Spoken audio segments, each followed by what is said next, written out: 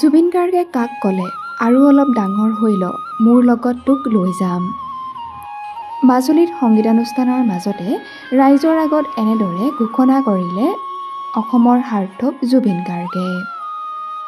মঞ্চত কণমানি এটাৰ বাঁহীৰ সুৰে মুহিলে অসমৰ সাৰ্থক জুবিন গাৰ্গক।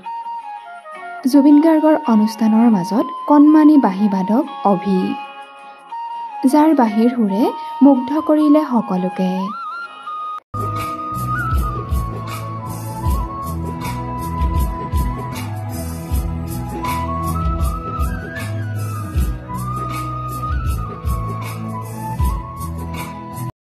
হেৰ' বাঁহী তোক বৰ ভাল পাওঁ দেহি, গীতটো বাঁহীত বজাই দৰ্শকক মন্ত্ৰমুগ্ধ কৰিলে কণমানি অভিয়ে। হাতত বাঁহীৰ বাকচ এটা লৈ উঠি আহিছিল মঞ্চলৈ কণমানি অভি।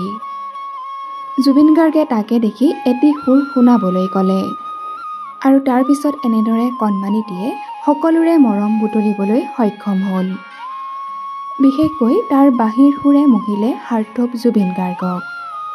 জুবিন গাৰ্গে ক'লে আৰু অলপ ডাঙৰ হৈ ল মোৰ লগত লৈ যাম তোক। 10 বছৰৰ পাছত ই মোৰ লগত বাঁহী বজাব। মোৰ লগত থাকিব লাগে। ইয়াত এনেই আছো আৰু অলপ ডাঙৰ হৈ ল মই লৈ যাম তোক। হেৰ' বাঁহী